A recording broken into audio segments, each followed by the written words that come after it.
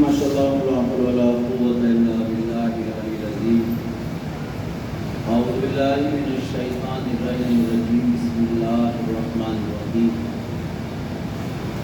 الحمدللہ رب العالمین الصلاة والسلام علی رسولہ الکریم ومولانا مولانا الثقلین جد الحسن الحسین ابی القاسم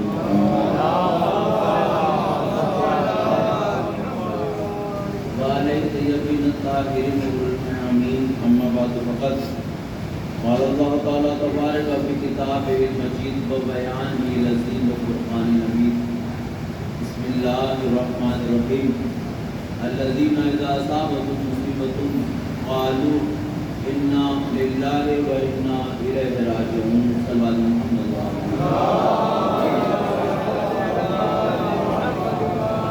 بسم اللہ الرحمن الرحیم ولیک الحجۃ بن حسن صلوات علیہ وعلی آلہ فی هذه الساعة بكل ساعة مریم وحافظا وقاعدا ومنصرا وذلیلا وعینا حتى تسکنوا وارزقاتها وتمتعوا فیها طویلا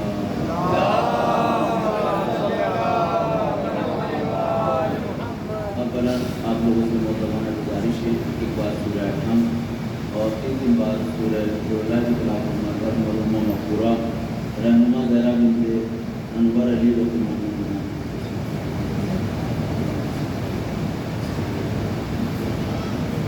الحمدللہ رب العالمین الرحمن الرحیم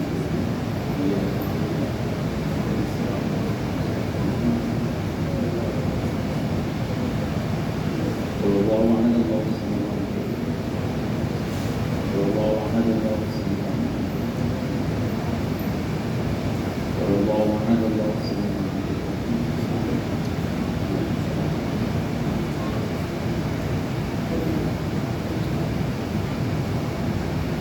سلام علم کے فائز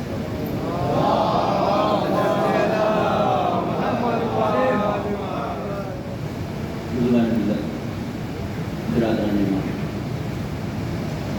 بڑا مشکل مرحلہ ہوتا ہے جب ایک جوان اس دنیا سے چلا گیا جوان بھی کیا گھر کی ایک ایسی پر جو تو خاندانوں کو جوڑے ہوئے ہو اور کوئی دنیا سے چلے جائے پورے معاشرے کے لیے درد بھی ہے اور ایک عبرت بھی ہے ظاہر سی بات ہے درد تو کسی کا کم نہیں کر سکتے اتنا ہی ہم کر سکتے ہیں کہ جس کے گھر یہ حادثہ سانحہ ہوا اس کے گھر والوں کو اس کے ورثاء کو سینے سے لگا کے پوچھتا دے دیں اور سچے دل سے پوچھتا دے دیں کیونکہ ہمارے سامنے ان اہل بیت علیہ السلام کا درد بھی ہے کہ جن کی خانوادے کی شہادت کے بعد کوئی پوچھتا دینے والا نہیں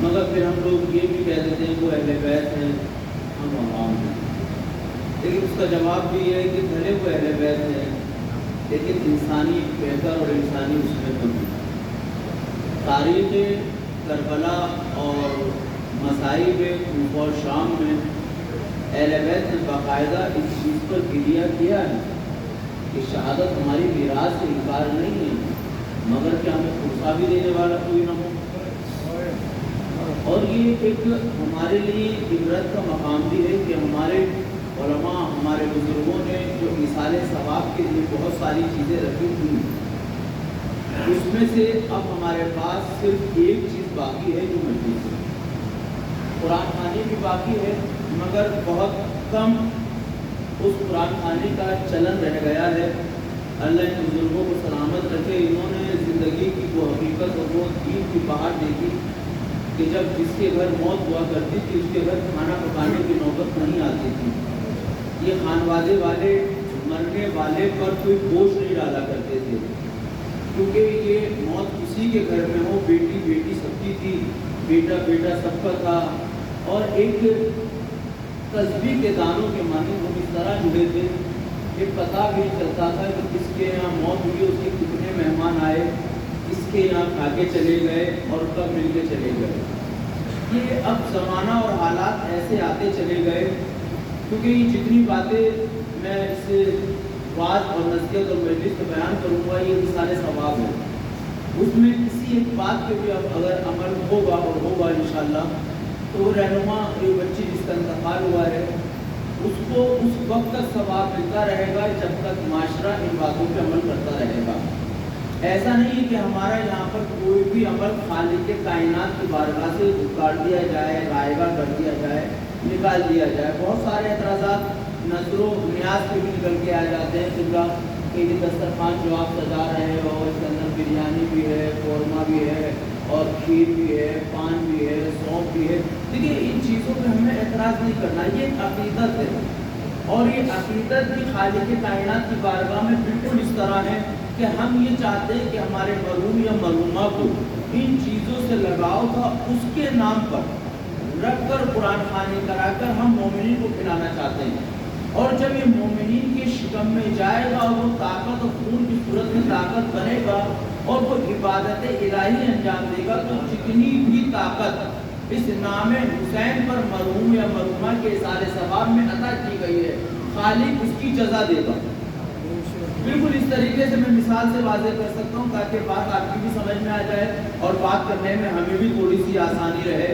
ہمارے یہاں بہت سے بچے انڈیا سے باہر کاروبار کے لیے جاتے ہیں، انڈین کرنسی الگ ہے، وہاں کے ڈالر، وہاں کا ریال، وہاں کا درہم الگ ہے، وہاں پہ الگ روپیہ چلتا ہے، یہاں الگ چلتا ہے۔ اب اگر کوئی بچہ وہاں سے اپنے والد کے لیے کچھ بھیجے، توجہ فرمائیے گا، مطلب ایک نوجوان سعودی چلا گیا، اور سعودی کا زیادہ ہمارے یہاں کریز ہوتا ہے، سعودی جا کر اس نے کہا کہ والد صاحب اپنا علاج کرا لیں، گھر بنا لیں، گاڑی لے لیں، بچے کو دے دیں، میں یہاں سے آپ کو اتنے پیسے ٹرانسفر کر رہا ہوں، تو وہ انڈین پیسے ٹرانسفر نہیں کرتا، وہ وہاں کی بینک میں ریال جمع کر رہا ہے، مگر آپ کو کیا مل رہا ہے؟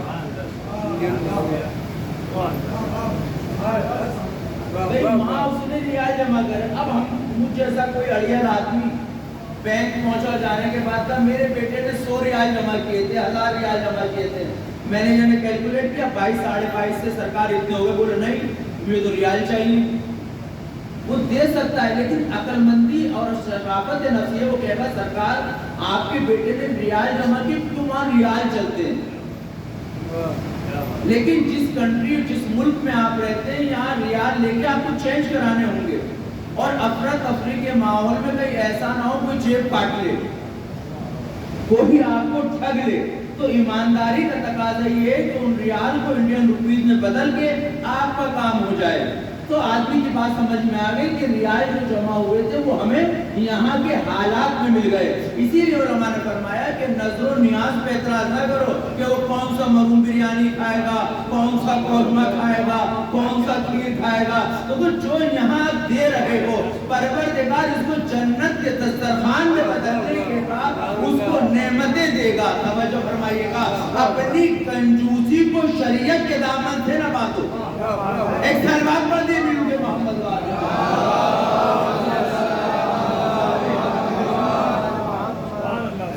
اپنی کنجوسی کو شریعت سے نہ باندھو، اب کیونکہ موت کبھی بھی آ سکتی ہے۔ ہاں اب یہ ہمارے یہاں ایک مجبوری ہو چکی ہے کہ ہمارے ہاں نظر و نیاز صرف جمعرات کو ہونی ہے،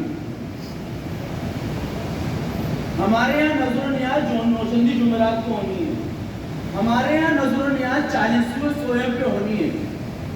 کیا یہ نظر و نیاز ہر اس کھانے پہ نہیں ہو سکتی جو 3 وقت سے دسترخوان پہ اللہ نے نعمت کی صورت میں دیا ہے؟ ابھی نظر ہوئی، دیگ آئی، کچھ بھی آئی، کوئی اور آنے کے بعد نظر کے لیے ایک کٹورا نکالا گیا، ایک ڈش نکالی گئی، بنایا کتنا گیا؟ ایک۔ نظر کتنے کو ہوئی؟ ثواب کتنے کا ملے گا؟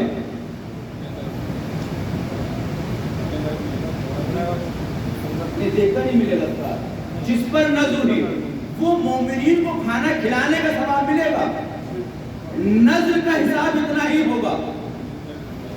तवज्जो फरमाइएगा, नज़र का हिसाब, इसको आप मिसाल के दे सकते हैं, बेटे को आप सब कुछ देते हैं, लेकिन जब ससुराल वाले हिसाब करते हैं तो नकद और कैश क्या दिया है, खाने पे क्या खर्च किया, हमें मतलब नहीं, वो बिरादरी को दिया, हमें जो दिया हिसाब हम उस चीज का देंगे। तो अब शरीयत ये कहती है कि वो जो नजर का एक एतराज आता है, मौलाना बेनमाजी भी खा जाएंगे। जाहिर सी बात है कि बेनमाजी खा ले ये तो तबर्रुक के बरकत का है, हो सकता है ये हलाल ग़िज़ा तबर्रुक उसको एहसास दिला दे।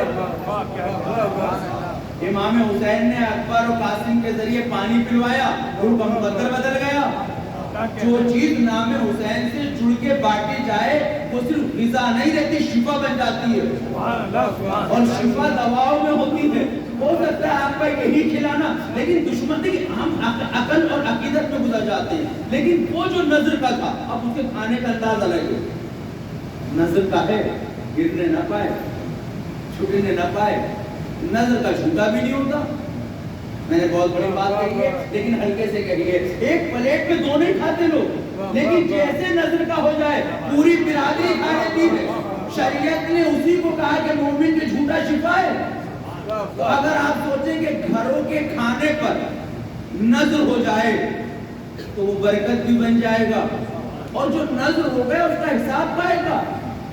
हिसाब उसका होगा जो लेन देन है, मगर जब आपने नजर कर दी अब उसका हिसाब नहीं है, क्योंकि आपने वो चीज अहले बैत को दे दी। तो जो नजर करके घरों में खाया जाएगा, रोजे मेशर हिसाब की लाइन में कब लगेगा? एक फरमा देंगे मोहम्मद वाले।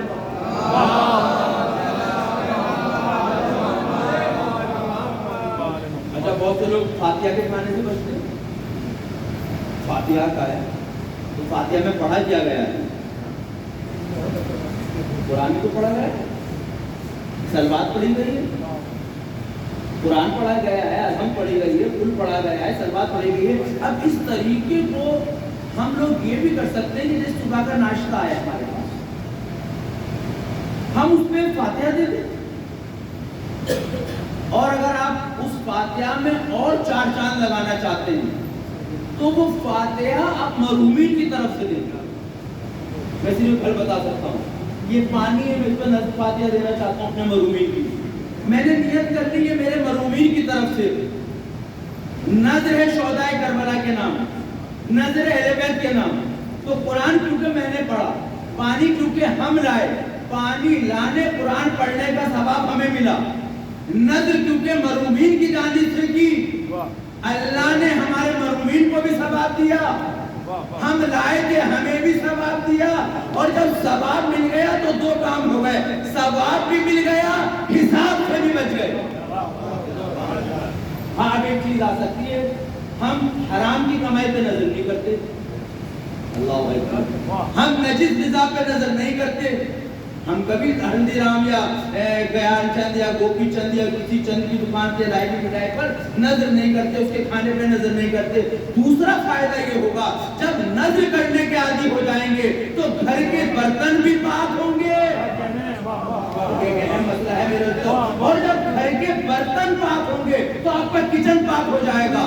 जब किचन पाक होने लगेगा तो जहाँ तहारतें होंगी वहाँ मलाइका नुज़ूल फरमाएंगे, और पाक ग़िज़ा ताकत लेके आती है, पाक ग़िज़ा घर में सुकून लेके आती है। और वो ना चाहते हुए भी घर में 3 वक्त खाना खा रहे हैं, 3 बार अलहम पढ़ी गई, 9 बार कुल हुवल्लाह पढ़ी गई, 3 3 6 6 6 3 18 6 दूनी 12 बार 18 बार सलवात पढ़ी गई। आप जरा सोचिए कि ये बरकतों का कैसा नज़ूल है, खाली सलवातें नहीं है। फिर आपने पानी पिया तो शरीयत कहती है, इमाम हुसैन ने कहा ऐशियो जब ठंडा पानी पीना,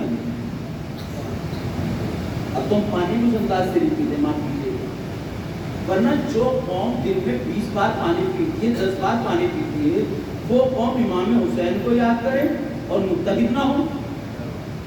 जो कौम 10 बार 20 बार इमाम हुसैन को याद करे और वो एक दूसरे का मुआविन ना हो, तो इसका मतलब ये है कि हम सब زبان سے تو کر رہے ہیں, دل سے نہیں کر رہے. ورنہ نام حسین تو ایک بار آ جائے مزاج بدل دیتا ہے. سوچنے والی بات ہے. اہل بیت کا نام, امام حسین کا نام, تاریخ اٹھا کے دیکھیے آپ. جناب زہرین کو دیکھ لیجئے, جناب بہب قلبی کو دیکھ لیجئے, ان کے ساتھ ایک لمحے کی ملاقات ہے امام حسین کی. ایک لمحے کی.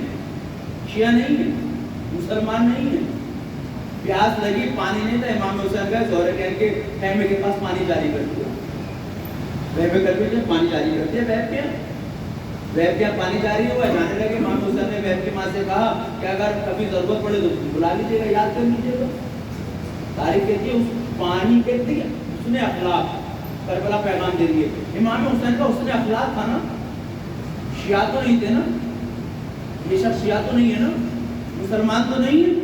امام نے غیر کے ساتھ اس نے اخلاق کیا. اس نے اخلاق کا اثر یہ ہوا کہ وہ امام کے خیمے میں آ گئے,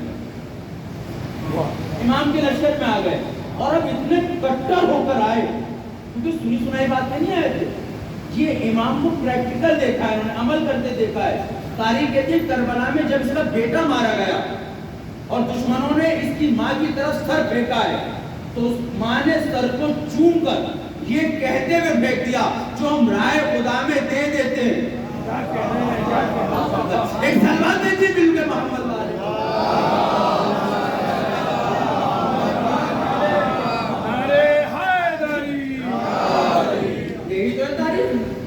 اب میں آپ سے پوچھنا چاہتا ہوں, امام کربلا میں پیغام دے رہے ہیں جو ہم رائے خدا میں دیتے ہیں, وہ جتاتے نہیں, وہ لیتے نہیں. آئیے پھر معاشرے پہ آ جائیں. مولانا نے کسی کی مدد کر دی اور مولانا کی فطرت کے خلاف, مزاج کے خلاف انہوں نے جواب دے دیا. ہم نے فوراً, ہاں ہم نے تو مدد کی تھی تمہاری, ثواب بچے گا ختم, ثواب بچا ختم. پہلی بات تو مدد نہیں کرتے ہیں, اور اگر مدد کر بھی رہے ہیں کبھی تو دل چاہتا ہے کہ معاشرہ ہمیں پہچان لے. مگر تاریخ اہل بیت یہ کہتی ہے کہ اہل بیت نے جب کسی کی مدد کی نام تک نہیں بتایا. حضرت علی کی زندگی دیکھ لیں, روٹیاں بانٹی, پھر اس نے کر کے کیا تھا 8 نمبر کی مجلس میں. پھر اس کے بعد اب امام حسن کو دیکھ لیجیے. تاریخ کہتی ہے کہ امام حسن نے کبھی سامنے آ کے نہیں دیا کسی کو. جب کسی نے مانگا دروازے کے پیچھے سے دیا, جب پردے کے پیچھے سے دیا. پوچھنے والوں نے کہا مولا جب آپ دیتے ہیں تو سامنے کیوں نہیں آتے؟ میرے اہل بیت کی عظمتوں کو سلام, تعلیمات امام کو سلام. امام نے کہا کہ میں کیسے اس شخص کو دیکھوں جو میرے آگے ہاتھ پھیلائے کھڑا ہے. یعنی میں یہ نہیں سوچ سکتا کہ اس کے دل میں یہ وسوسہ ہو کہ مجھے ملے گا یا نہیں ملے گا. ہمارا در وہ جہاں سے کوئی خالی نہیں جائے گا. میں دوسرا سوال آپ کے سامنے رکھتا ہوں. اہل بیت نے دوسروں کی بھی مدد کی, شیعوں کی مدد نہیں کری تھی. ہم شیعوں کی مدد کرنے کو تیار نہیں ہیں. اب مدد ہم کس طرح کر سکتے ہیں؟ آئیے ہم مدد بہت سے طریقوں سے کر سکتے ہیں, کیونکہ ہمارے یہاں ایصال ثواب صرف مجلس ہے. قرآن خوانی بھی ایک حد تک ختم ہے, لیکن میں نوجوانوں سے گزارش کروں گا, کمیٹی سے گزارش کروں گا, مجھے نہیں معلوم یہاں کیا سسٹم میں ہوگا, لیکن کیونکہ چینل کے ذریعے دور دور تک بات جاتی ہے, قرآن خوانی میں بڑھ چڑھ کے حصہ لیں. اور اگر آپ مسجد اور مدرسے یا امام بارگاہوں میں آ کے قرآن نہیں پڑھ سکتے تو جیسے اپنے اپنے فیملی وطن کے گروپ ہوتے ہیں جہاں انا للہ و انا الیہ راجعون لکھ کر فارورڈ کرتے ہیں, وہیں ایک میسج ایسا بھی چلایا جائے جہاں یہ کہا جائے کہ اس مرحوم کے لیے ایک قرآن ختم کرنا ہے, اور کمنٹ کرنے والا انا للہ کے ساتھ لکھے پہلا پارا میں پڑھوں گا, دوسرا لکھے دوسرا پارا میں پڑھوں گا, تیسرا یہ لکھے تیسرا پارا میں پڑھوں گا. اس طرح نہ چاہتے ہوئے بھی پتہ نہیں کب ایک قرآن ختم ہو کر اس مرحوم کو تو ثواب ملے گا, اس مرحوم کے وسیلے سے دنیا کو پتہ چلے گا علی والا مرتا نہیں ہے, علی والا شہید ہے. شہید کو رزق اللہ کے نام سے ملتا ہے, تو خالی شہید کو رزق نہیں ملتا. یہ بتاؤ شہید رزق دیتا بھی ہے, شہید کھا نہیں رہا ہے, شہید کھلا بھی رہا ہے. جس مرحومہ کی طرف سے آپ نے قرآن پڑھا اس کو بھی ثواب ملا, آپ کے گھر کو بھی رزق مل گیا, برکتیں مل گئی.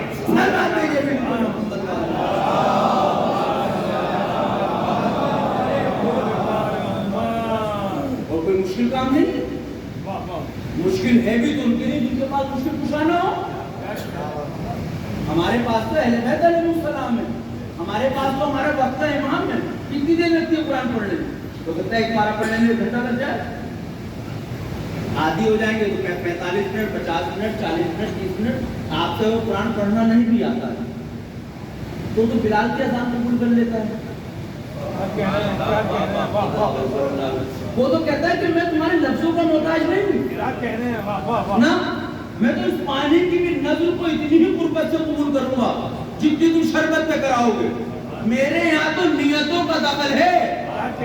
اللہ اکبر, میرے یہاں نیتوں کا دخل ہے. مجھے بہت سارا نہیں چاہیے, بہت سارا اسے چاہیے ہوتا ہے جس پر نہ ہو. میں تو بہت سارا بانٹنے کا عادی ہوں. اللہ اکبر. تم قرآن پڑھو, کھول کے بیٹھ جاؤ. قرآن نہیں آتا پڑھنا, بسم اللہ پڑھ لو. بسم اللہ نہیں آتی, سر بات پڑھ لو. یہ تو آتی, 2 چیزیں ہمیں آتی ہیں, سلمہ تو لعنت. اور اگر یہ بھی نہیں آتی تو پھر تعجب ہے. اگر یہ بھی نہیں آتی تو پھر ہم اسے سیکھیں. اور اس قرآن پڑھنے کا دوسرا فائدہ آپ کو یہ ہوگا, جہاں اور ساری برکتیں ہیں, اس پڑھنے کا ایک فائدہ ہوگا, ہمیں احساس ہوگا. جیسے کسی کی اچھی گاڑی, اچھا مکان, اچھا لباس, اچھا موبائل دیکھ کے کہتے ہیں کاش ہم پہ بھی ہوتا.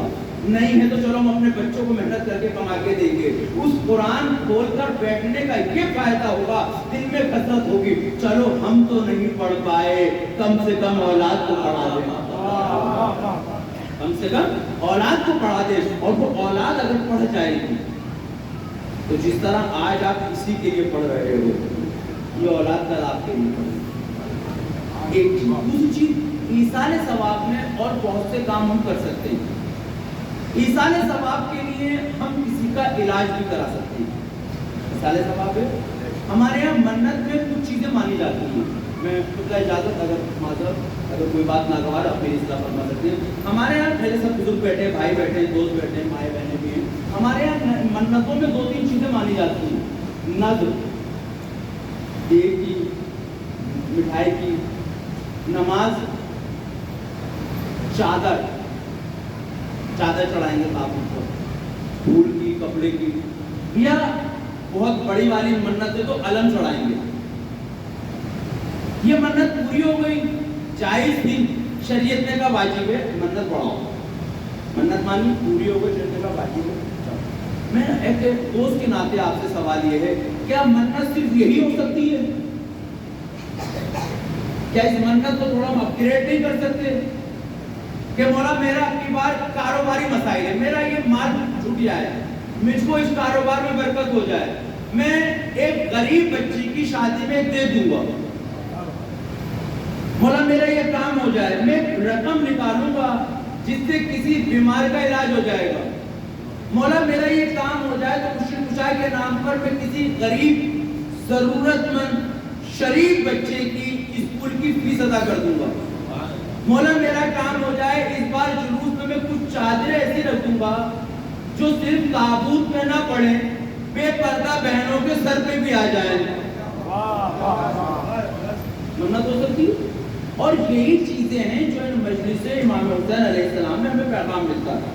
اور ان منتوں کو جب ہم پورا کریں گے انشاءاللہ تو آپ دیکھیے گا کہ ایک زمانہ کو آئے گا بہت عنقریب جلد میں کہ ہم بدلتے نظر آئیں گے. آج بھی کوئی قرآن جیسی طاقت کتاب ہمارے پاس ہے جس کے اندر ہر کچھ کو تر کا علم موجود ہے. اہل بیت علیہ السلام کی ایک فرد جو ہمارے امام ہیں, جن کی ہم نیابت کی زندگی گزارے ہیں, وہ ہمارے پاس ہیں. مراجع کرام جیسی طاقت جو ہمارے نظام کو چلا رہی ہے وہ ہمارے پاس ہے. فرش ازا امام حسین جیسا درسگاہ آج ہمارے پاس ہے. ہمارا معیار تو یہاں ہونا چاہیے, علمی میدان میں بھی, کاروباری میدان میں بھی, اخلاقی میدان میں بھی. کیونکہ علم کے میدان میں اس لیے ہو کہ ہمارے پاس وہ ہے جو منبر پر آ کے سلونی کا دعویٰ کرتا ہے. اخلاقی میدان میں ہمارے پاس وہ شخصیتیں موجود ہیں جو بھائی کے قاتل کو بھی پانی پلا کے کہتی ہے تو میری دیولی پر ہے, مہمان نوازی ہمارا شرط ہے. مدد کا جذبہ اہل بیت کا ہے. اہل بیت علیہ السلام کی تعلیمات ہم تک پہنچنی چاہیے, اور اہل بیت علیہ السلام کی تعلیمات جب ہم تک پہنچ جائیں تو ہمیں چاہیے کہ ان کو آگے لے کے بڑھیں. اور وہ تعلیمات کس طرح پہنچیں گی, بس وہ میں اس موضوع پر آیا, وہ تعلیمات پہنچیں گی جب شریعت کو ہم وائٹ برتھ قبول نہ کریں، وائٹ چوائس کریں. اس لیے نہیں کہ ہم شیعہ گھرانے میں پیدا ہوئے ہیں اس لیے شیعہ ہیں. ہم سب کے پاس دلیل ہونی چاہیے کہ شیعہ تعلیمات کیا کہتی ہیں اور ہم عقیدتاً اسے مانیں، کیونکہ ہم سب سیلس مین ہیں جو اسلام کی تعلیمات کو دوسروں تک پہنچانا چاہتے ہیں. اور اچھا سیلس مین جبھی بنتا ہے جب خود پروڈکٹ کا استعمال کرا ہوا ہے. ہم دنیا سے تو چاہتے ہیں کہ دنیا دیندار بن جائے. ہم کتنے بڑے دیندار ہیں؟ پہلے ہمیں دیندار بننا پڑے گا، اور دیندار بننے کے لیے ہمیں اپنے گھر کا نظام، شادیوں کا نظام، بچوں کی تربیت کا نظام اہل بیت کی تعلیمات پر کرنا. فطرت کے خلاف کام ہوتے ہیں. میں آپ سے ایک سوال کرنا چاہتا ہوں. فطرت کا تقاضا یہ ہے کہ بچہ ماں سے مانوس ہوتا ہے، ماں کے ساتھ چلتا ہے. مدینے سے 28 رجب کو جناب علی اصغر، مسائل نہیں پڑھ رہا ہوں، میں ایک سوال کرنا چاہتا ہوں. فطرت کیا کہتی ہے؟ بچہ ماں سے مانوس ہوتا ہے. جناب علی اصغر کس کی گود میں تھے مدینے میں؟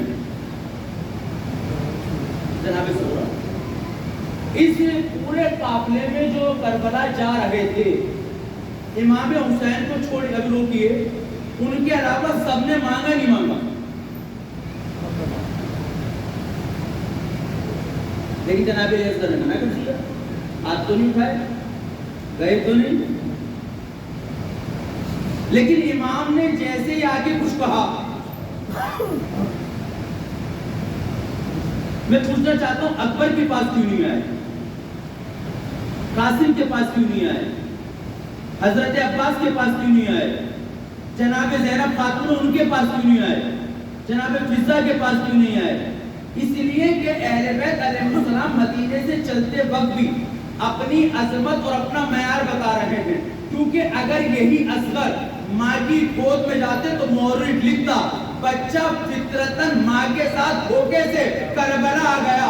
اصغر نے بتایا میں نے اس گھر میں آ کے کھولی ہے، ہم دھوکے سے نہیں جا رہے، امام کے جانے پہ بتا رہے ہیں، ہم بلانے پہ جا رہے ہیں. ہمارے یہاں صرف عمر نہیں بتاتی شعور کیا ہے، ہماری عقیدت بتاتی ہے، ہماری رگوں میں خون کون سا ہے، ہمارے گھر کی تعلیم کیا ہے.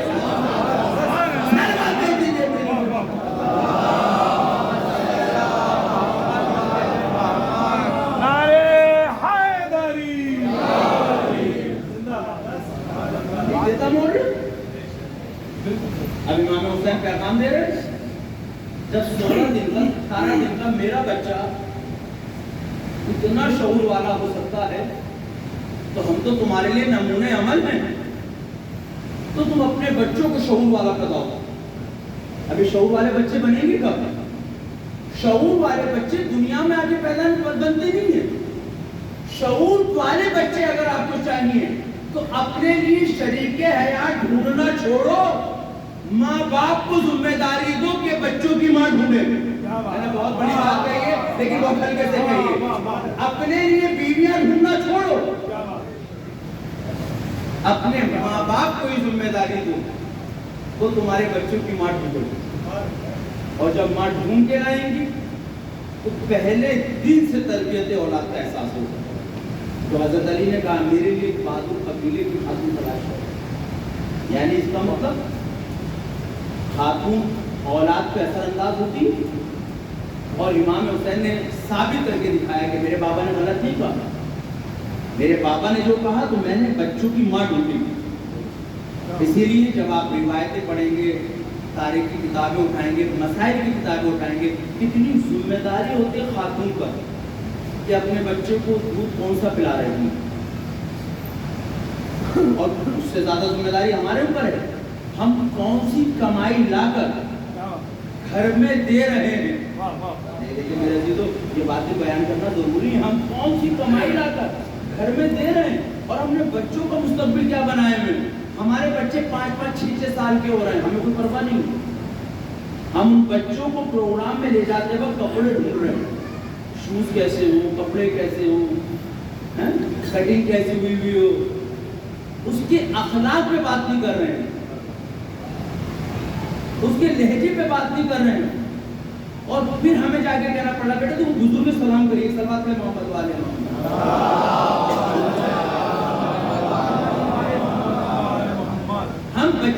تربیت اس مقام پہ لے جا کے کر رہے ہیں جب وہ بچہ مضبوط ہو چکا ہے. ہمیں تربیت اس بچے کی ماں کی شادی کے وقت کر دینی ہے, ہمیں پلاننگ کرنی ہے. یہودی کون ہے؟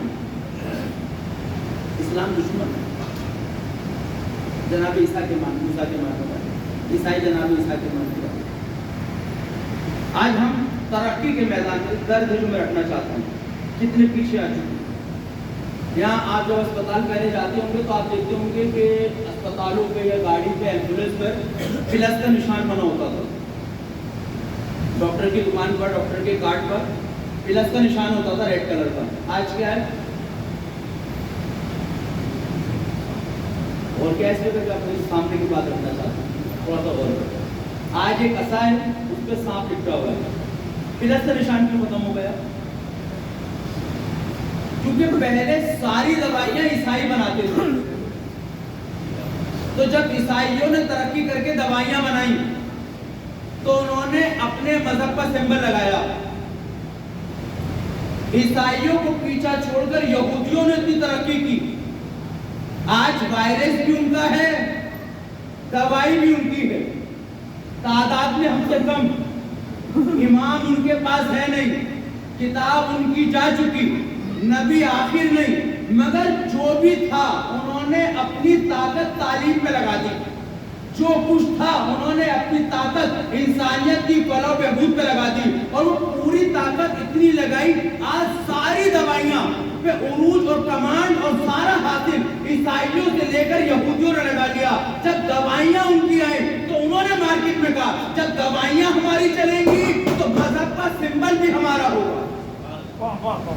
جب دوائیاں ہماری ہوں گی سمبل بھی ہمارا ہوگا. تو غور کریں, جو قوم ترقی کرتی ہے وہ اپنے نشان چھوڑتی ہے. اے مسلمانوں, تھوڑا جاگ کر, بیدار ہو کر علمی میدان میں اتنے اتر آؤ, کیونکہ قرآن ہمارے پاس ہے, نہج البلاغہ ہمارے پاس ہے, اہل بیت ہمارے پاس ہے. ہم مجلسوں کی دنیا سے علم لے کر سائنس کی دنیا میں اتنے پہنچ جائیں کہ ریسرچ ہماری ہو, پیٹرن ہمارا ہو, پھر ہر ایمبولینس پر, ہر اسپتال پر چن ان کا نہ ہوگا, ہمارا چن ہو. ہم بتائیں, ہم اہل بیت کے ماننے والے. سلوات دیجیے محمد والے.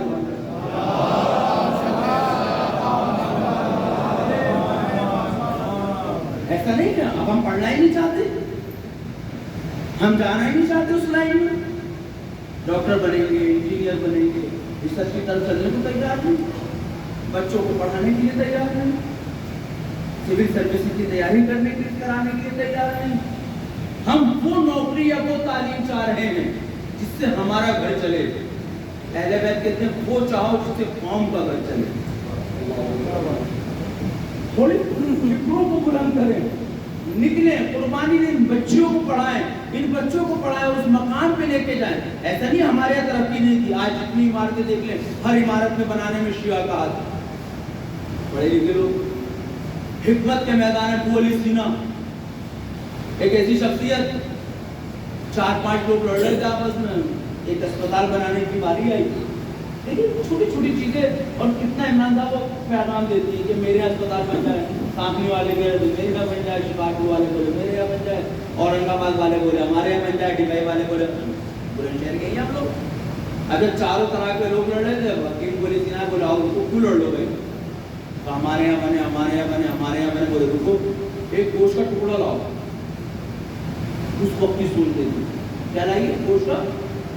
انہوں نے 4 حصوں میں بانٹا اور کہا سامنے والے تم بھی لے جاؤ, شکارپور والے تم بھی لے جاؤ, ڈبئی والے تم بھی لے جاؤ, اورنگ آباد والے تم بھی لے جاؤ, اپنے اپنے علاقے میں ٹانگ دو. 1 ہفتے بعد بولے واپس لے کے آؤ. جب واپس آئے تو انہوں نے کہا کہ سب سے زیادہ خراب کہاں کا گوشت, کم خراب کہاں کا ہے, لڑے گا نا ہفتے میں.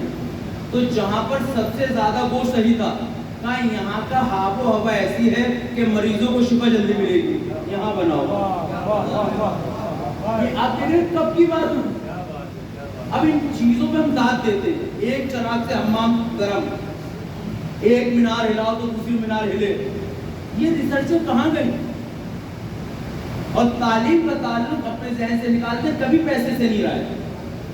اگر تعلیم کا تعلق پیسے سے ہوتا تو راجہ مہاراجاؤں کو اپنی اولاد کو پڑھانے کی ضرورت نہیں تھی. یہ سوسائٹی تو ہم نے خراب کری ہے کہ بیٹا پڑھ تاکہ کما سکے، بیٹا پڑھ تاکہ کما سکے، اس کو کمانے اور پڑھانے پہ اتنا دھیان دیا، تعلیم تو اس نے مولویت کی لی، تعلیم تو ڈاکٹر کی لی، تعلیم تو انجینئر کی لی، تعلیم تو وکیل لیا، مگر اس منصب پر آ کر منصب کی لاج نہ رکھ پایا، جیب بھرنے میں فراق میں پڑ گیا۔ اللہ اکبر، ایک سلوات پڑھتے ہیں مجھے محمد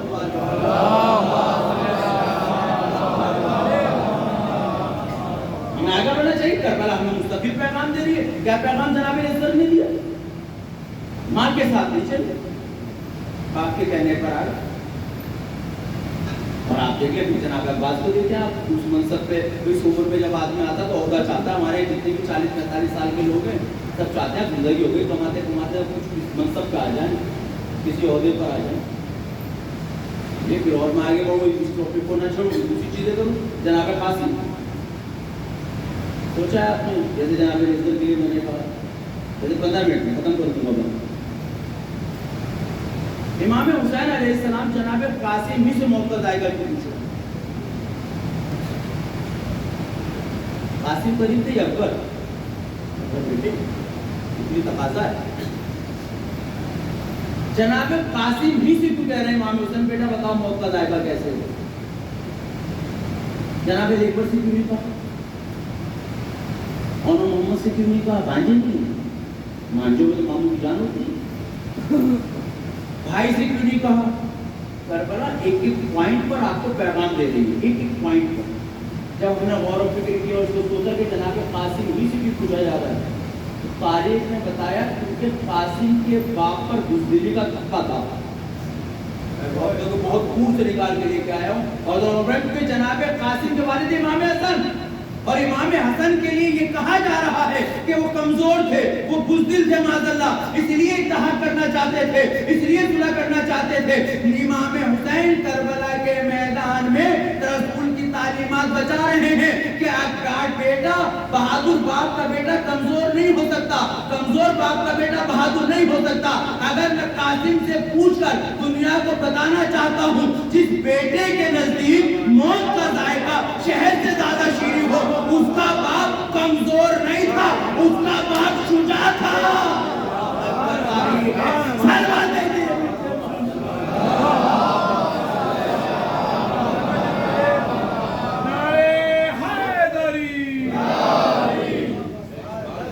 قاسم سے پوچھا کیونکہ امام حسن، کیونکہ ہم لوگ تو مصلحت پسند نہیں ہے نا، ہمارے امام مصلحت پسند ہے۔ مصلحت دو معنی میں، ایک مصلحت دین کے خاطر،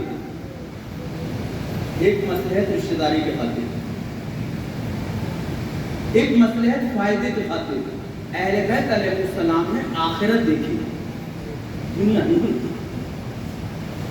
آج ہم کسی کو گالی بکیں یا گھر میں کوئی لڑائی ہو جائے، جی میرے بڑے بھائی بیٹھے ہوتے ہیں، ہم آپس میں کچھ ہونے لگے، میں چھوٹا بھائی کو فوراً جواب دیتا ہوں، ہوتا ہے گھروں میں بھائی، باپ کو چچا کو ہم جواب دے دیتے ہیں، اونچی آواز سے بات کرتے ہیں، ہم کرتے ہیں جو حقیقت کرتے ہیں، بیٹھ جاتے ہیں، بھوک کے بیٹھ جاتے ہیں۔ میں بھی نوکری کرتا ہوں اور میں آپ کی دو باتیں برداشت نہیں کر پاتا، اس پہ جوان یہ کہتا ہوں کہ ماننا برداشت نہیں ہوتی، مگر وہیں اب علی گڑھ چوک میں آ جائے، میں ادھیکاری کی تو سن لیتا ہوں، میں ایک پیغام دے رہا ہوں شاید آپ تک پہنچ جائے۔ آپ بھی کاروبار کرتے ہیں، آپ بیٹے کی برداشت نہیں کر رہے، بھائی کی برداشت نہیں کر رہے، لیکن اپنے گراہک کی برداشت کر رہے ہیں، آپ جس سے آپ کو مال اڑانا اس کی برداشت کر رہے ہیں، دل میں کچھ بھی کہہ رہے، منہ پہ نہیں بول رہے ہیں، پیٹ پیچھے کچھ بھی بول رہے ہیں، منہ پہ تو نہیں بول رہے ہیں نا۔ تو ہمارا سوال یہ ہے کہ اس وقت جوانی کہاں جاتی ہے، اس وقت یہ بہادری کہاں جاتی ہے، اس وقت یہ عزت کہاں جاتی ہے کہ جس کے پاس کچھ ہے وہ سناتا ہے تو سن لیتے ہو۔ شریعت نے رشتوں میں اسی لیے کچھ رکھا۔ دیکھیں میں بھی بہت بڑی بات کہہ رہا ہوں، جو جوان ماں کی، باپ کی، چچا کی، تایا کی، بھائی بہن کی سننے کو تیار نہیں، وہ کاروباری سن رہا ہے، وہ نوکری پیشہ میں ہو کے سن رہا ہے، اس کا مطلب سننے کا جذبہ ہے، مگر اس سے تم نے اپنی زندگی سمجھی کہ ہمارا رزق اس کے ہاتھ میں ہے، اس سے بھائی سے نہیں سمجھی، جبکہ رزق وہاں سے نہیں مل رہا، اگر وہاں سے مل بھی رہا ہے تو اس کی دعا کے سبب مل رہا ہے، اس کی دعا کے سبب مل رہا ہے، تو جتنی عزت اسے دے رہے ہو کاش اسے دے دو، انہیں دے دو، ان رشتوں کو مضبوط کر لو. چچا کے آگے زبان نہ چلو, ماموں کے آگے زبان نہ چلاؤ, بہنوں کے آگے زبان نہ چلاؤ, ماں باپ کے آگے زبان نہ چلاؤ, پڑوسی کے آگے زبان نہ چلاؤ. اور وہ بھی یاد رکھیں ساس سسر جو بنے ہوئے ہیں, جو یہ چاہتے ہیں کہ ان کا داماد ان کو اماں ابا کہے, تو یاد رکھیے گا جو پیدا کرنے والے کا نہیں ہو. ایک سلوات پڑھ دیے مل کے محمد والے.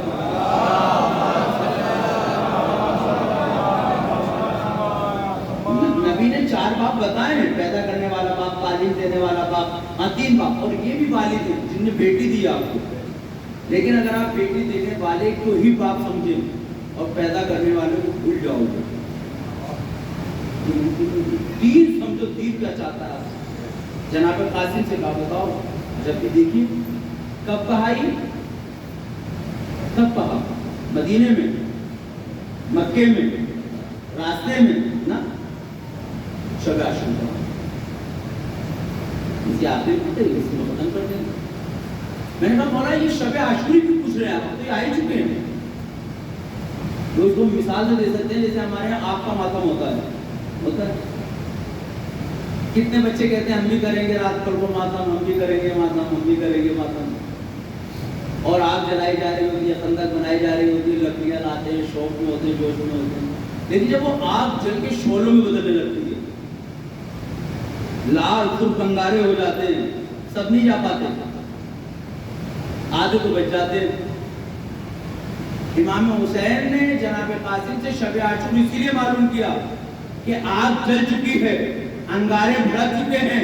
اس بچے نے موت کے ذائقوں کو ایک مذاق میں نہیں بتایا ہے, یہ مقتل دیکھ چکا ہے. یہ بھاگنے والوں میں سے نہیں ہے, مقتل دیکھ کے کہہ رہا ہے کہ شہد سے زیادہ چڑی ہے, شہد سے زیادہ چڑی ہے. شجاعت. اور اس کے بعد دیکھیں شہادتوں کے بعد بھی یہ لوگ جمع میں مقتل, یہ لوگ جلے میں, یہ لوگ پیغام دے رہے ہیں. کس طرح پیغام دے رہے ہیں؟ پورا کنبہ, ہمارے یہاں ایک انسان اس دنیا سے چلا جائے ہم ٹوٹ جاتے ہیں. ان کا تو پورا خانوادہ ٹوٹا, پورا خانوادہ شہید ہوا. پورا خانوادہ شہید ہوا تو انہوں نے کہا شہید ہوئے, اور صرف کربلا والے شہید نہیں ہوتے, بچے بھی شہید ہوئے, کیونکہ اس کے دل میں امام کی محبت. اور جب شہادت کے منصب پہ ہمارا کوئی چلا جائے ہمیں اسے فراموش نہیں کرنا. یہ یاد رکھیے گا جو میں نے آج کی اس مجلس میں آپ کی گزارشات کی, مرحومین کے لیے اصالہ ثواب میں قرآن مجلس اپنی جگہ یہ کریں, خوب کریں, خوب نظر و نیاز کرائیں. اور بچوں کی تعلیم, بیماروں کا علاج, غریب بے سہاراؤں کے گھر, ان کے اس پر بھی ہم آگے آئیں, ان کو بھی آگے بڑھانے کی کوشش کریں, متحد ہو کے رہنے کی کوشش کریں. ہم سب ایک ہیں, کیونکہ روز قدیر سب کے ہاتھوں میں ہاتھ ڈال کے ہم سیدھا پڑھتے ہیں. ہم سب ایک ہیں. اگر کوئی اوپر نیچے غریب ہے تو آپ کی دنیا میں ہے, مسلح عبادت پہ نہیں ہے, مجلس کے فرش پہ نہیں ہے.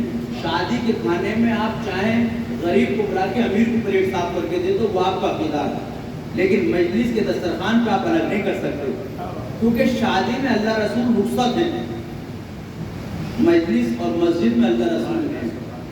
تو جہاں اللہ رسول ہے وہاں سب برابر ہیں.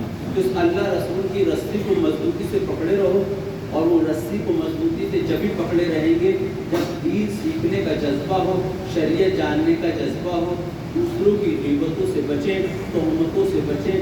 شریعت کی اس چیز کی اجازت نہیں ہے کہ آپ کسی پہ الزام لگائیں, کسی کی تہمت لگائیں, پھر آگے کبھی موقع ملا تو تہمت, الزام تراشی کتنی بری چیز ہے, اس کو پڑھیں گے. اور غم حسین علیہ السلام میں ان آنسوؤں کو بہا کر اپنے گناہوں کی مغفرت چاہو. اور اگر کسی کا دل ہم نے دکھایا ہے, دکھا رکھا ہے, دکھ گیا ہے, تو شریعت کہتی ہے ان کے حق میں استغفار کرو, تاکہ روز محشر جب حساب و کتاب کی باری آئے تمہیں ان کو حساب نہ دینا پڑے. ان کے حق میں کار خیر کرو. اگر ہم نے کسی کا دل دکھایا ہے ان کی طرف سے نظر و نیاز, فاتحہ کرو, مجلس کرو, قرآن پڑھو, تاکہ ان کو ثواب ملے اور روز محشر سے پہلے عالم ارواح میں, عالم برزخ میں رہتے ہوئے ہمارے گناہوں کی بخشش چاہیں. اور یاد رکھنا صرف زندگی ہی میں اولاد آپ نہیں ہوتی, مرنے کے بعد بھی شریعت کہتی ہے وہ اولاد تو زندگی میں تو اماں حضور, ابا حضور کر کے خدمت کرتے تھے, مرنے کے بعد اگر بھول گئے تو شریعت مرنے کے بعد بھی انہیں آپ کر دیتی. تو جب ہم اپنے والدین کو بھول جائیں تو آگ ہو جاتے ہیں. تو وہ بزرگ علماء دین، وہ ہماری قوم کے سرپرست لوگ، وہ نور خان، وہ مرزا خان جو ایک درجہ رکھتے تھے، ہمیں ان کو بھی یاد رکھنا ہے اور کربلا کے پیغام کو آگے تک پہنچانا ہے. کس طرح پہنچانا ہے؟ ان مجلسوں کو سن کے گھر تک جا کر ان مجلسوں پہ ڈسکس کرنا ہے کہ آج ہم ان مجلسوں سے کیا پیغام لے کے جا رہے ہیں. کیونکہ موت کبھی بھی آ جائے گی میرے عزیزو، موت حقیقت ہے. میں نے جس آیت کو پڑھا تھا اس کا ترجمہ بھی آپ کے سامنے نہیں پیش کر پایا. موت حقیقت مجھے ابھی پڑھتے پڑھتے ہم نے یہاں سے لے کے گھر جانے تک کا انتظام کیا ہے، وہاں جانے کا انتظام، اور وہاں پر جو چیز سب سے زیادہ کام آئے گی، بلکہ جو چیز بچائے گی، وہ ہے محبت اہل بیت، وہ ہے سیدہ کے اس لال کے غم میں بہائے ہوئے آنسو، جو یہ سوچ کے بہاؤ گے کہ ہم اس کے لیے بہائیں کہ جس کو رونے والا نہ تھا. بہترین وہاں بہترین مرثیہ اللہ انہوں سلامت رکھے، انہوں نے جناب سکینہ کا پیش کیا. میں بھی چاہتا ہوں کہ چند جملے سباقاً جناب سکینہ کے رہنما بچی کی مغفرت ہو، جوار معصومی کی جگہ پا جائے. میں عرض کروں جناب سکینہ کا درد. تاریخ کہتی ہے کہ اس بچی کی ایک عادت سی بن گئی تھی، اور وہ عادت یہ تھی کہ یہ قید خانے کے بالکل دروازے کے قریب بیٹھ کے کہا کرتی تھی، اماں یہ پرندے کہاں جاتے ہیں؟ ایسی یہ بچی ہے، اماں یہ بتائیں یہ پرندے کہاں جاتے ہیں؟ تو بی بی فرماتی تھی، میرے بیٹا شام کا جب وقت ہوتا ہے، جب شام کا وقت ہوتا ہے، سورج ڈوبنے لگتا ہے، تو یہ پرندے اپنے اپنے وطن جاتے ہیں. تو پلٹ کر اس بچی نے درد بھرے لہجے میں کہا، اماں ہم کب چلیں؟ یہ درد اس کو ذرا محسوس کیجیے. اماں یہ تو بتائیں ہمیں اپنے وطن جانا کب نصیب ہوگا؟ میں بہت دیر مسائل پڑھنے کا عادی نہیں ہوں، لیکن ہاں آنکھوں سے آنسو نکل آئیں گے. تاریخ کہتی ہے کہ جب امام حسین علیہ السلام کے قافلے کو گھر والوں کو قید میں ڈالا ہے تو مصیبتیں کم نہیں. میں مصیبت بتاؤں آپ کو، میں مصیبت بتاؤں. جس زینب نے کربلا کے بعد زندان تک کھڑے ہو کے نماز پڑھی، جس بہن کو امام حسین نے یہ کہا تھا، بہن میرے شیعوں کو سلام کہیے گا، ہمیں نماز شب میں فراموش نہ کرنا. سید سجاد نے غشی سے بیداری کے منظر دیکھا، وقت نماز ہے، زینب بیٹھ کے نماز پڑھ رہی ہے، بیٹھ کے نماز پڑھتے دیکھا تو بے ساختہ پوچھ لیا، کہ اماں کیا وجہ ہے آپ کو کھڑے ہو کے نماز پڑھتی ہو؟ اللہ اللہ، عظمت جناب زینب کو سلام. درد بھرے آہستہ لہجے میں کہا، میرے لال یزید کی طرف سے آنے والا کھانا اتنا کم ہوتا ہے کہ بچوں کا شکم شیر نہیں ہو پاتا. میرے لال میں بھی اپنا غذا انہیں دے دیتی ہوں. سید سجاد میرا دل کہتا ہے، سید سجاد نے بھی جملہ شاید کہا ہو، اماں آج سے میرا کھانا بھی دے دیجیے گا. اللہ اللہ. تاریخ کہتی ہے دن گزرتے جا رہے ہیں مگر یہ رو نہیں پا رہے ہیں، کریا نہیں کر پا رہے ہیں. مگر ایک دن وہ آیا کہ تاریخ نے لکھا کہ زینب نے بآوازیں بلند ہوئی، سکینہ رو رہی ہے. پوچھنے والے نے پوچھا، آج کیا ہو گیا؟ جا دیکھ، کیا اس زندہ میں کوئی مر گیا ہے؟ ہائے ہائے، کیا اس زندہ میں کوئی مر گیا ہے؟ یہ رونے کی آواز کیسے ہے؟ اب جو آگے پوچھا گیا، کیا ہوا؟ کہا کچھ نہیں. کہا بتاؤ کیا ہوا؟ بچے سہم گئے، شاید کوڑے آئے، شاید تازیان آئے. کہا نہیں، یزید نے پوچھا ہے کیوں رو رہے ہو؟ کہا رونے کی وجہ یہ ہے آج سکینہ نے خواب میں اپنے پاپا کو دیکھ لیا ہے. کہا اچھا، ایسے احسان یہ کرو سر حسین لا دو. تاریخ کہتی ہے بھوکے بچے ہیں نا، پیاسے بچے ہیں. ایک کشت آیا اور راوی کہتا ہے جب کشت آیا تو لمحے کے لیے بچے یہ سمجھے کیونکہ کپڑا ڈلا تھا شاید کھانا آ گیا، شاید پانی آ گیا. مگر اب جو کشت آپ کی سینی سے لباس کپڑا ہٹا اس میں سر حسین خون میں لٹا ہوا آیا تو جناب سکینہ آگے بڑھی. آپ ذرا دلوں پہ ہاتھ رکھ کے بتائیں اس بچی نے اس سر کو کیسے سینے سے لگایا ہوگا؟ میرے پاس لفظ نہیں ہے، صرف تصور ہے. ہاتھ بڑھائے ہوں گے، سینے سے لگایا ہوگا، پاشانی पानी का बोसा लिया होगा, कभी आंखों को चूमा होगा, कभी रुखसारों का बोसा लिया होगा, छोटे छोटे हाथों से खून की पपड़ियां साफ की होंगी, और साफ करने के बाद जब बेटी का दिल भरा होगा तो अब बेटी कैसे गले लगे, रुखसार पे रुखसार रखे और बहन करना शुरू करे। अल्लाह ये मंजर न दिखाए। बाबा आपकी शहादत के बाद इन रुखसारों पे तमाचे मारे गए, बाबा वो गालियां मेरी उतार ली गए, बाबा मेरे सर से चादर उतारी गई, बाबा फूफी को कोड़े मारे गए, बाबा एक रसन में 12 गले बांधे गए, बाबा। तारीख कहती है ये बच्ची बाबा बाबा कहते रो रही थी, तो वह ज़ैनब ने कहा सैयदे सज्जाद जरा आगे बढ़ के देखो, सकीना शायद बेहोश हो गई, सकीना बोलती नहीं। मकातिल ने कहा जनाबे ज़ैनब ने आके जैसे जुमला कहा, सैयदे सज्जाद ने सकीना का हाथ पकड़ा और एक जुमला फरमाया, इन्ना लिल्लाह व इन्ना इलैहि राजिऊन। बाबा मेरी बहन सकीना अगर आपके खुदा कोई गम करे सिवाय का जुमला। तारीख कहती है शहादत वाक़ई हो गई, सरे हुसैन वापस चला गया क्योंकि डर हो गया कहीं औरों की मौत वाक़ई ना हो जाए।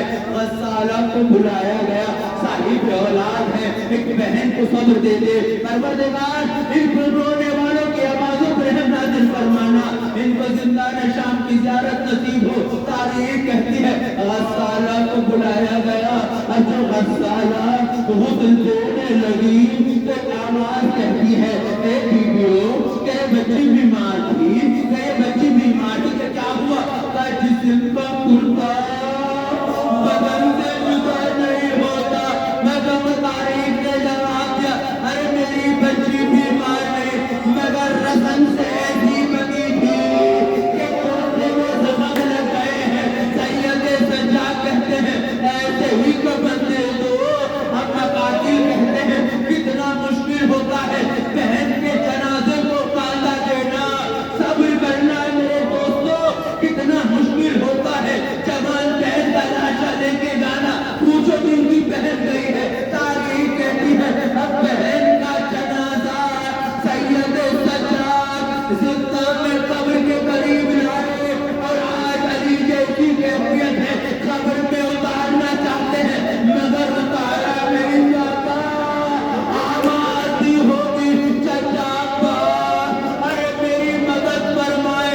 तारीख कहती है जब सैयदे सज्जाद लहद में उतार ना पाए अरे तो हाथ उतार हुए और आवाज आई सज्जाद लाओ मेरी सकीना मुझे दे दो तो मेरी तमाम। तारीख कहती है सैयदे सज्जाद ने सकीना को लहद में रखा, कब्र सजा दी। अब जो जबरी हाई हुई है ना तो जनाबे ज़ैनब ने शाम की औरतों को बुलाकर एक ही जुमला कहा, बीवियों हमने कुछ नहीं मांगा मगर आज जाते हैं हम पर एक एहसान करना, जब मौका मिले सकीना की कब्र पर अरे चराग जला देना, पानी डाल देना, इसे तन्हा न छोड़ना, मैं अपना नतीजा तन्हा छोड़ेगा। इन्ना लिल्लाहि व इन्ना इलैहि। परवरदिगार तुझे वास्ता मोहम्मद हमारी नवाज़ों पर रहम नाज़िल फरमा, जो मखलूक ने जो करते तो गैर सजा फरमा।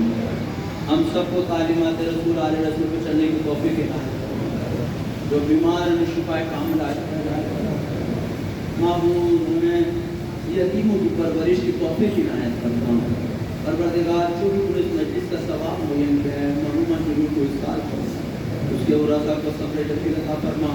महबूब मुझे वास्ता मोहम्मद वाले मत जो हमें हजदारात मुशाद में मुशर्रफ फरमा, वो ज़राए फराम फरमा जनाब बीबी फातिमा जन्नतुल बकी की तामीर हो सके, बैतुल मुक़द्दस आज़ाद हो सके, मुझे बेहक इंतकाम लेने की तौफीक इनायत फरमा।